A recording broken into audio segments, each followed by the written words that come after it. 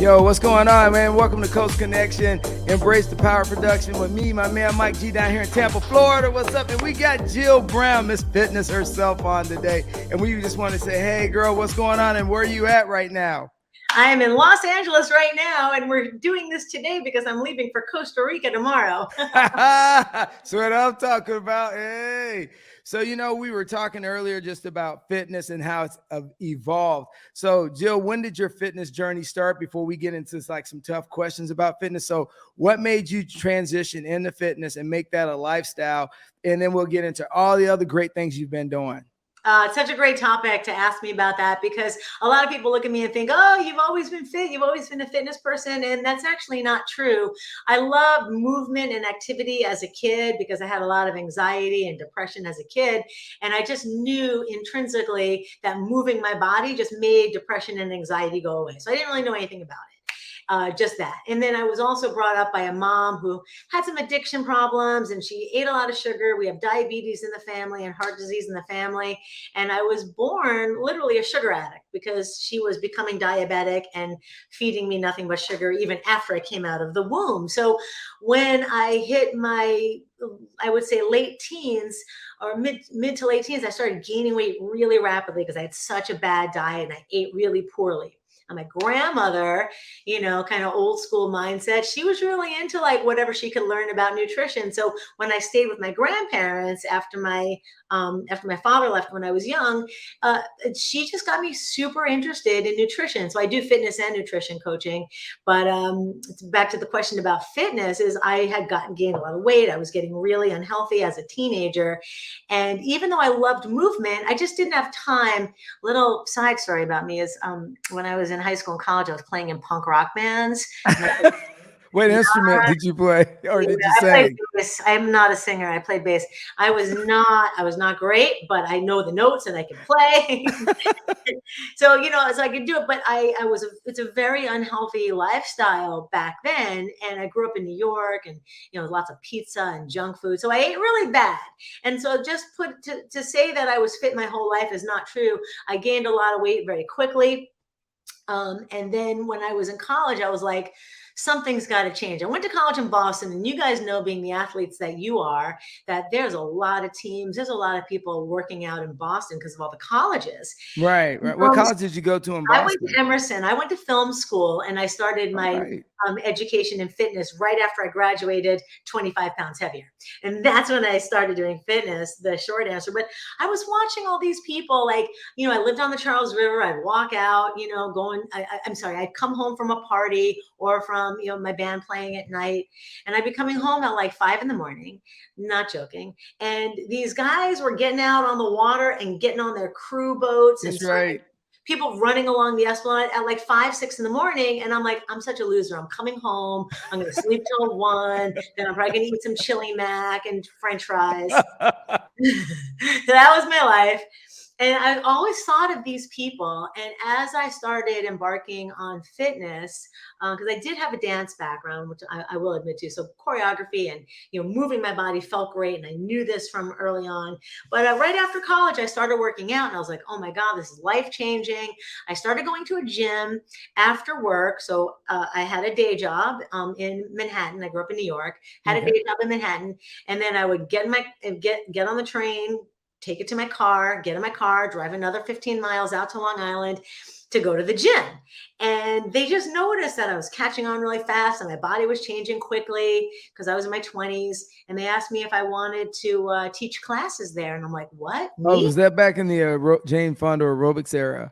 Yes. I did a lot of stuff aerobics in the 80s in college. I know. Yeah. See, I know we're like the same, we're a similar age. So they asked me if I wanted to teach classes, and I'm like, what? And they got me certified, and I started teaching, and I was like, oh my God, I love this. Moved to LA the following year because that was my plan, to move to LA to work in production. Started gaining weight, getting heavy again, from the lifestyle of working in production. And so I started teaching fitness part-time. And then I was like, people were asking me to train them. People, gyms were asking me to work there. And so gradually, after moving out to LA and working in production for about 5 years, I started to gradually do fitness full time. And then we all learned that you can't out train a bad diet.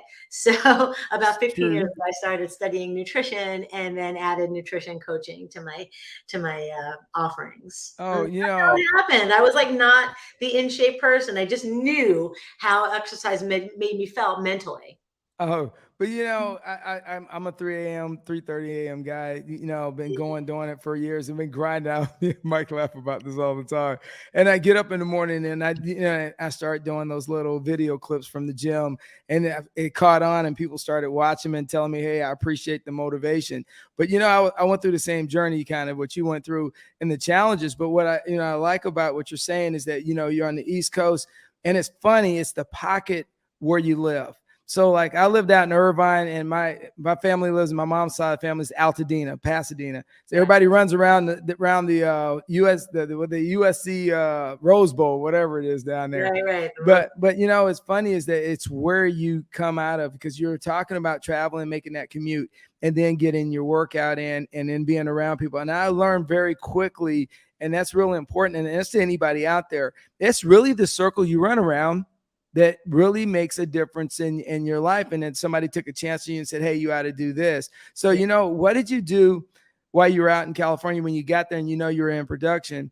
What was the trigger thing that made you say, you know what, I really, really need to make this a lifestyle? Because inflammation, and you get the key thing, nutrition, right? Inflammation is always triggered by what we process inside our bodies, what we eat. So what made you make that transition? And did you go back to school and get a nutrition degree? Or, I mean, what did you do?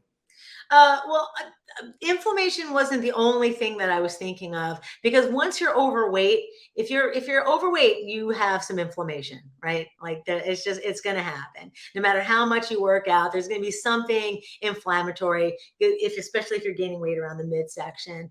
So what made me change is, so I'm working in production and I'm trying to get to the gym as often as I could, and just to try to keep my weight under control. And but it was really at the age of 40 that I started to realize the truth that you can't out train a bad diet. So I started studying nutrition at 40. I'm 55 now. So for 15 years, when I say studying it, I mean taking certification courses. So the first one I did was called Nutrition for Professionals. Then I did a few years later the health coaching program from American Council on Exercise, which is a combination of nutrition and exercise. But I have like 15 certifications in different areas of fitness, Wow. including functional strength coaching, personal training. I was a master trainer for spinning. That's my spinning bike back there. I see that. Which bike do you have? That's the nature. No, wait, I'm sorry. I have the free motion. All right, because I like there was the Armstrong bike. There was Yeah. there's a ton of them out there. The Pro Form. I worked on the original spinning bike. So I literally worked for the guy that invented spinning, and I traveled all over the world as a master trainer in the 90s, Wow. teaching spinning. So I was one of the first spinning instructors in the world. And that goes way back. But I knew, reading the textbooks, that you can't out train a bad diet. So even with all those fitness certifications, I knew I was going to have to pay the piper. And you asked about inflammation. Well, the killer in my family, fortunately, it's not cancer. The big killer in my family is diabetes and heart disease. And those are from inflammation. So I started studying nutrition, like I said, at 40, started coaching people a few years later. And I've been doing that for 15 years. And with inflammation, it's just important. You'll know if you have it. Obviously, if you're gaining a lot of weight around your belly, that's one marker. And then when you're going to get your blood test, I hope everybody is watching this every year, once or twice a year, goes and get a blood test, and you get your HS-CRP tested, your homocysteine tested, and your A1C tested on the regs. And then, if those markers are gradually going up, you're heading towards some kind of inflammatory problem, and then metabolic syndrome. So you'll be looking at your LDLs, and you'll be looking at, hopefully, by the way, just a little quick tip, for anyone else who deals with heart disease, I'm obsessed with a couple of things, like, managing blood sugar because of the diabetes that runs in my family. Right. The heart disease. So the markers that I look at a lot is I'm always watching my A1C, which is the average blood sugar over the course of 3 months. You can see, you steadily going up. By the time, just two quick little tidbits talking about inflammation and biomarkers is, if you're watching your A1C gradually going up, that's not happening overnight. That's happening over years. Wow. So if you're seeing that number, you're starting at, let's say, what I always tell people to do is call up your doctor, all the doctors you've had blood tests with, and they will just send you a PDF file. It takes them 2 seconds. They'll attach your file to your email, and then you can keep a record of it, put it in a folder, or mine's in a binder, and just look through the years. Say, oh, I want to see how my LDL is doing over the years. 2017, 18, 19, 20, and watch whatever marker is the biggest issue in your family. So for me, I check my LDL, but now, just so you know, APOB is really the best marker to test. So ask your doctor. It costs just a few extra dollars to ask them to test your APOB, because those are the marker. That's the marker of your LDL cholesterol that is the most responsible for atherosclerosis. So just something really good to check. I'm a big believer in intermittent fasting. Intermittent fasting helps reduce all of these markers. It also helps with inflammation control. So that's why you'll always be talking about that. So when is the best time to do that? And I mean to cut you off, but when is the best time to do intermittent fasting? Because we had Dr. Lori Shemick on here, and she said the same thing about intermittent fasting. And she talked about the conflict that everybody has with it. Is it better in the morning? Is it better in the afternoon? Is it better in the evening? So how do you kind of balance? When do you think is kind of like an ultimate time to fast? Oh, that's a great question. So first of all, intermittent fasting can be anything up to fasting for 3 full days, right? So the different types of intermittent fasting are time restricted feeding, which is based on a circadian rhythm clock. So just within 24 hours, you do 16 hours of fasting, 8 hours of eating window. That's the most common. And it's a funny story, but it was a random number, and it just happened to work out pretty well. So that's why that just caught on. But it was just a random, it was just the guy who worked in the lab with the rats was just like, I have 8 hours. So I'm just going to see what happens with it. 8 hours. I'm just going to go with it. That was his work hours. That was the guy's work hours. So just a funny story. But anyway, so 16-8 seems to work for a lot of people. And it also depends, is your goal reducing inflammation? In which case you might want to do some more extended fasts, like one that I recommend for my clients who want to lose weight and reduce inflammation, help LDL cholesterol, help with blood sugar control, and help with blood pressure, is that Prolon fast. It's a lot of doctors recommend it. It's a 5-day fasting mimicking diet. It's on my website. It's on all my links because I'm a big advocate of their research. And it was originally created for longevity. So that is a 5-day low calorie fasting mimicking diet, meaning the foods don't trigger any nutrient sensing pathways. So you're having these foods, they're like soups and nut bars, and your body has no idea that it's consuming food. It's sneaking under the radar. So no nutrient sensing pathway. So for like 5 days. Yeah, that's 5 days, but there's food. Or you can do like a 3-day water fast. Check with your doctor first, of course. And if you're taking medications, it might not be the way for you to go. So if you're taking medications that you have to take with food, time restricted eating during the course of a day might be the best way. So again, intermittent fasting is anything from time restricted eating during the day all the way up to 3 days of water only, or water, black coffee and black tea.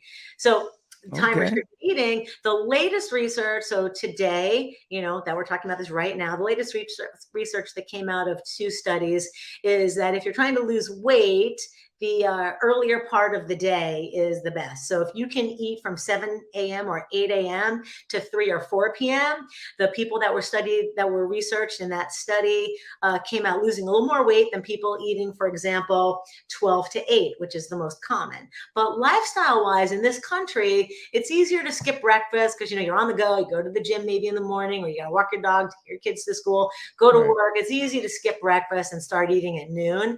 But if you're able to, you'll see, probably not for everyone, but you'll probably see more results if you start at 8 a.m. or 7 a.m. and eat till 3 or 4 p.m. And so that's been studied a few times out of Sachin Panda's lab in San Diego.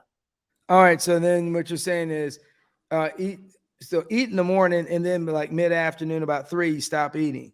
Yeah, 3 or 4 p.m. If you stop eating around 3 or 4 p.m., people seem to lose more weight than doing the 12 to 8.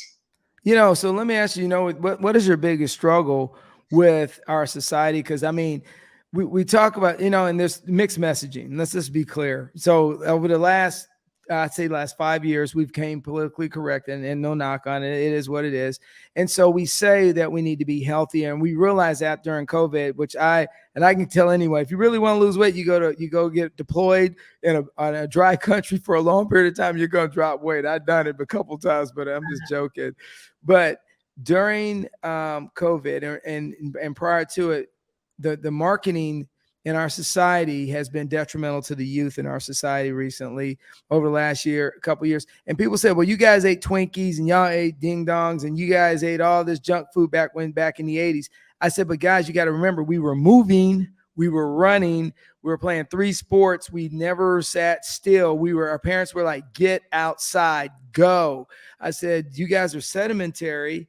And you're looking at the rise of diabetes for the youth in our country right now. And a lot of it has to do with that. We don't really project that we need to be working out. So I know some challenges that you're probably dealing with now as you work with adults, but I'm sure you're starting to see some things with teenagers having to deal with weight issues. So what's your take on, just in general, how we've promoted saying that you can't tell someone they're overweight because you may hurt their feelings. So we're at the point now where you really we were cautious on how we say things, but yet we realize we have medical issues, and COVID really exposed the issues in America with being overweight. And we lost a lot of good people, not because they were anything, but the being overweight really caused the respiratory system and the pressure on their hearts and all that. So what's your take on the fact that we should do better at trying to promote health in the country, or that you've worked with some people and you kind of see the variance that we need to do a little bit better with the youth in America when it comes to their health? And I'll pause there. Okay. Well, the biggest issue that I was just listening to a podcast where it was scientists interviewing other scientists, researchers interviewing researchers. And one of the doctors who is the biggest researcher on fatty liver disease and on insulin resistance, he's saying, well, actually, there's 2 different doctors, 2 different podcasts I was listening to. And the one who researches insulin resistance has found that today, 50% of people are insulin resistant. Now, insulin resistance leads to prediabetes, which leads to diabetes. And, wow. Yeah. Oh, man. And he said the majority of young people are also insulin resistant. The problem is, remember I was saying check your HbA1c or your A1C? Right. Building up for years, this insulin resistance, by the time you're actually diagnosed with prediabetes, when your A1C starts to hit 6.0. So you want it to be as close to 5.0 as possible. So in that zone of heading up to 6.0, you're becoming pre-diabetic. And as you know, once you're insulin resistant, you start putting on a lot of weight because your cells aren't taking insulin into your muscles. So he found that all of these kids in their 20s were already insulin resistant. This is a guy that studies insulin resistance. Wow. What did they have in common? These were the kids that didn't work out. These were the kids who did not exercise. They were not on a team. They were not exercising. And half of them are already insulin resistant at their teenage years. Yeah, so that's really scary. Wow, but we have such we're gaming, cell phones. There's so many distractions that that we have in our society, that's keeping people from really wanting to project themselves. So so what's your average age of who do you work with as clients right now? Do you work from home? Do you work at Gold's Gym? Do you work at LA Fitness, or do you work, at Biley's? Oh, that's old school. That's going way back. Oh, so you're So, right. I teach, so I primarily work with people that are 40, 50, 60, 70, and they're over 40, mostly because I've been there. I'm 55. I got into the best shape of my life at 40, and then I did it again at 50. In my Awesome. 40s, I did it by changing my workouts. In my 50s, I did it by changing my nutrition. Because what we did in our 20s and 30s, you will eventually find sometime after 35, if not by sometime after 40, you'll realize that whatever you were doing in your 20s and 30s stops working at a certain age, men and women. So I specialize in people that are over 40 because I've just been around for so long, going through so many certifications, taking so many courses. I study, I stay on the top of my game research-wise daily. And every day, going to the PhDs that I follow in the areas of my interest. On Twitter, I'm reading their papers. I get science journals sent to me every day on my email. So You're just a nerd, what you're telling me. I'm a total nerd, and I come from a family of doctors. I was just messing with I you. will tell you, the only reason why I didn't become a doctor was my trigonometry scores. That's when I had to go talk to literally, I was flunking out of trigonometry, and I had to have a little talk to my guidance counselor in high school. And I'm like, I'm not going to get into medical school. What am I going to do? Like, everyone in my family is a doctor. I'm like, I'm not going to get in. So that's how I changed. I'm like, well, I know I want to live in LA. So that's right, because I don't do public math, and I don't do math. And that's why I got 2 master's degrees in political science and history, because I don't have time to mess with math. Hey, well, Mike, math was okay. I love science. And that's why I nerd out on science. So I started teaching at, there's a luxury gym out here called Sports Club LA that got bought out by Equinox. So I teach. Oh, that's big. They're buying everything out here. Is it Equinox or EOS now or something, man? No, EOS is different, but Equinox is, Equinox Fitness. They're from New York originally. So I knew of them. And then they started buying up a lot of properties in LA. And so they became the biggest luxury chain here. So I teach classes in Beverly Hills at Equinox. I teach online every day, Monday through Friday, except next week when I'll be on vacation. And I have a video library online on my website. If you go to my schedule. Hey, pull it up, Mike. Pull up our website. Yeah, you go to jillbrownfitness.com. or the link in my bio on any social media, you'll see my class schedule. So if you go to schedule right there where you are, yep. So just click and then scroll down from schedule. You just click on that link and that'll take you to my classes that you can sign up for online. So right there where it says videos, you won't be able to access them because you don't have an account yet. But I have about 400 workouts in there. And you have to, it's behind a paywall. But I have about 400 workouts in there. And you can buy workouts of anywhere from $6 or $7 to $11 or get a full subscription.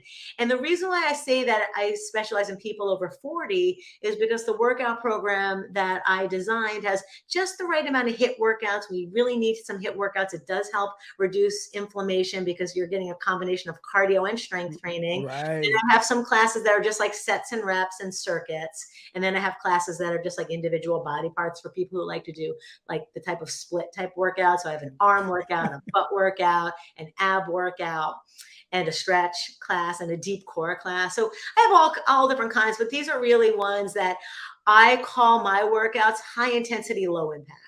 So, and high intensity is that they're really going to maximize your results, but very minimal jumping up and down, very safe on the joints. If you didn't notice this about me when you read my background and my bio, I was born with 2 big problems. One, I had a predisposition to spine disease. So I have degenerative disc disease, which is it the lower back or is it your lower back? My whole spine. Whoa. Yeah, but I can still work out. I can still do 100 burpees if you ask me to. It's all in the form and just staying fit and really having a strong core and strong glutes and strong hips. And so I was born with a predisposition for that, and it manifested quite young. I had my first of 2 spine surgeries in my 30s in my neck, and now I have it in my lower back, and I'm trying not to have surgery on the low back. So core training and not too much impact is really important if you're trying to preserve your discs, because the discs are the shock absorbers between your vertebrae. So you really want to try, to minimize impact on that as you get older. Everyone gets some spine degeneration by the time they're in their 50s or 60s. I concur. Yes. And you don't even know, you're not always symptomatic. right? You might just, let's say you go in, you pop in because your hip hurts, and they do an MRI of your hip or an X-ray of your hip. They'll see that you already have some stenosis or some wearing away of your discs. They'll just notice that in your X-rays anyway. So everyone starts to get it. So I'm really big on just core training and cross training to make sure you don't do too much of one thing, preserving the discs, and then also having enough intensity in your workout so that you're actually keeping your metabolism up, which slows down as we age. So Yes. that's why I say that my workouts really help people over 40. They want to prevent injury. Maybe they already have an injury that they've dealt with, and then they want to make sure that they don't exacerbate it or make it worse. But other than that, I still have people in their 30s that work out with me in their 20s. At Equinox, every day I have kids half my age trying to keep up with me. Yeah, you'd be burning them out. Yeah, I know. And I did teach at Gold's Gym for 17 years. So if anyone's that's back in the day. That's the original. That's the OG. So anyone who's watching this from Gold's, hey, I miss you.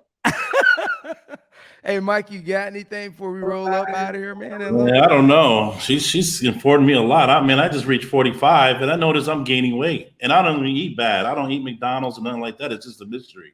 Well, it's not a mystery, Mike. It's not a mystery. If you're an athlete and you become used to eating a certain amount of calories a day, as we get older, our calorie need starts to drop. We start to lose a little bit of muscle mass. Our metabolism slows down a little bit. And as we get older, and when we lose some muscle mass, and our metabolism slows down, we need less calories.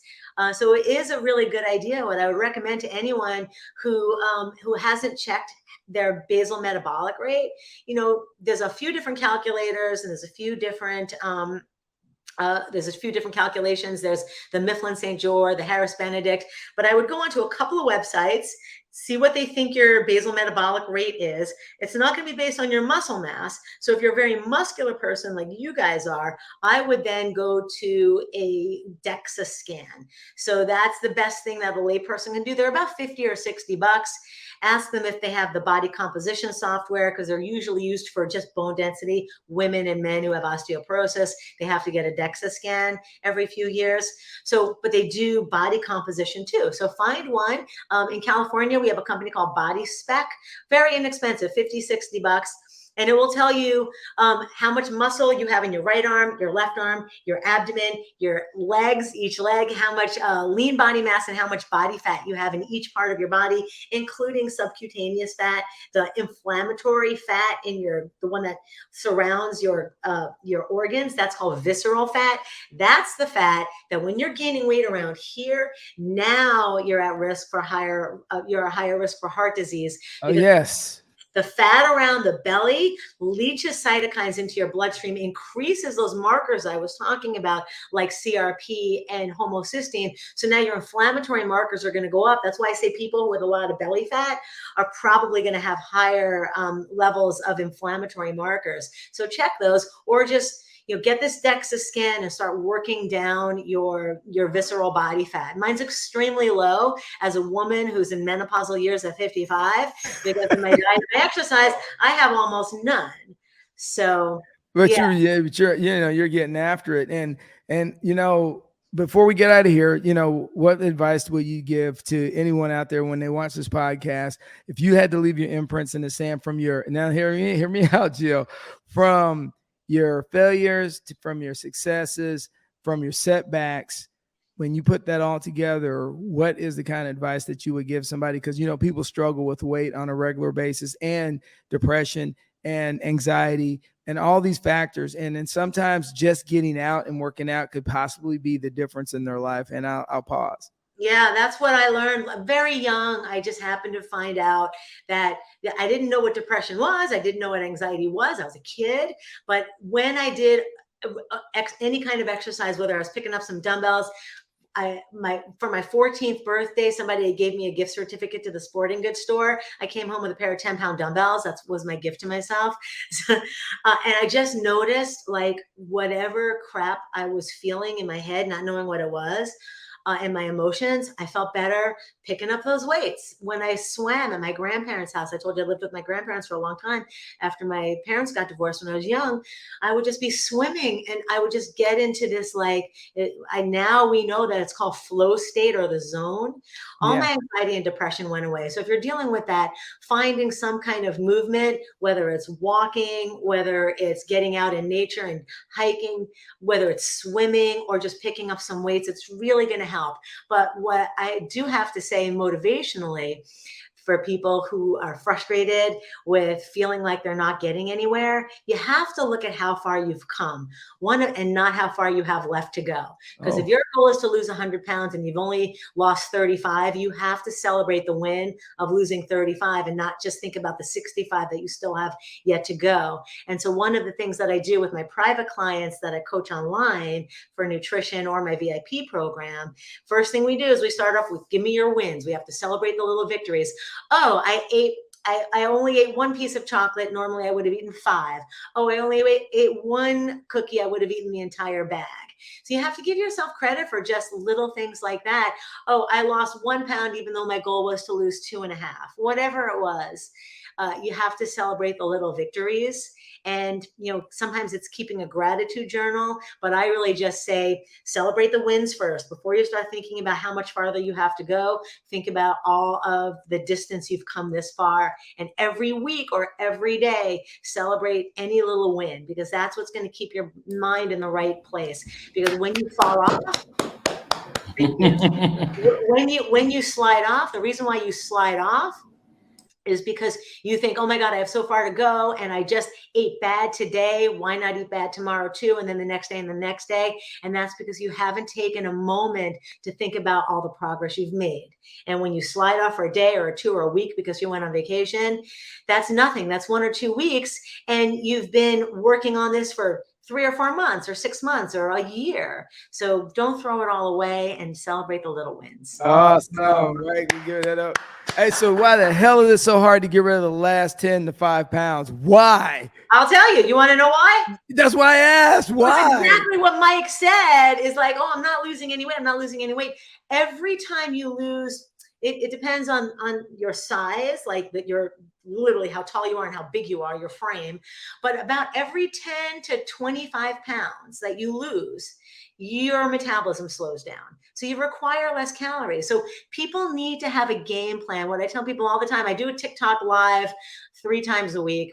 And I do lives and I do, Q&As and AMAs. And one thing that I always tell people is, all right, you're on a great plan. You're doing your intermittent fasting. You're doing a 16-8 or an 18-6, what have you.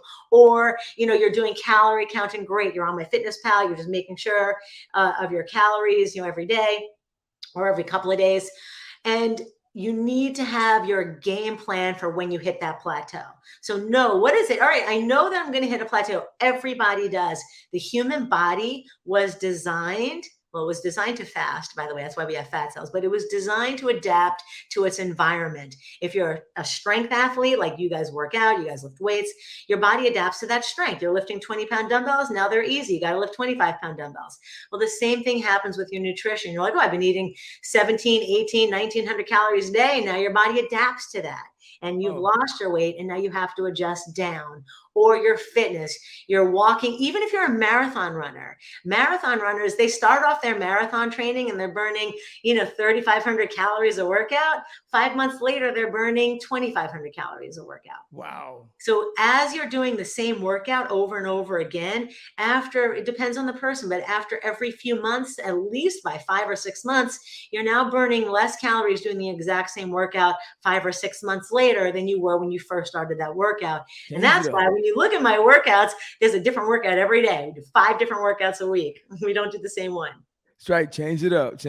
Well, Jill, it's been a great having you on. You are the bomb at JB. JB, you are the best. And we appreciate you coming on. Definitely going to have you back because January is coming and all those New Year's resolutions, which I have none. I just do it every day. I never said any, but thank you so much for coming on. Mike, you got anything before we get out the shout out? The 20th century Jane Fonda, everyone. Jill Brown. There we go. Thank you guys. I hope I look as good as her at her age. Give me 15 years, we'll see. Oh, you're fine. And with that being said, as we always say, keep it rolling. Bye, guys. And by my good friend Charlie Smith, Mind Art Visual. Check him out, he does incredible videos. And these are like...